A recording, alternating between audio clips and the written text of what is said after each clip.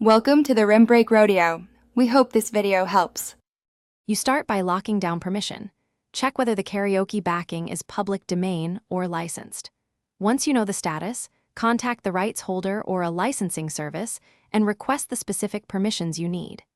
Make sure to ask for both mechanical/synchronization rights for distributing tracks and a public performance license if you plan live or streamed use.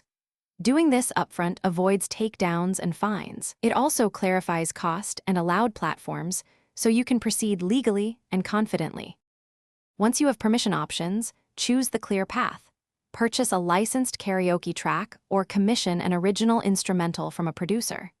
If you use a library, verify the license explicitly permits the platforms and formats you plan to use. Make sure to receive written contracts, licensing terms, and invoices. Keep these records organized. You want a chain of title that proves your right to use the music. This prevents disputes later and allows you to monetize or stream without surprises. You finish by delivering the licensed karaoke with clear metadata and keeping license documents handy. When uploading, attach or reference your license in the platform's rights management fields and in your distribution notes. If a takedown or claim appears, respond quickly. Present the license, reference exact terms, and use the platform dispute process. If problems persist, recheck scope. Platforms often require additional sync or distribution rights.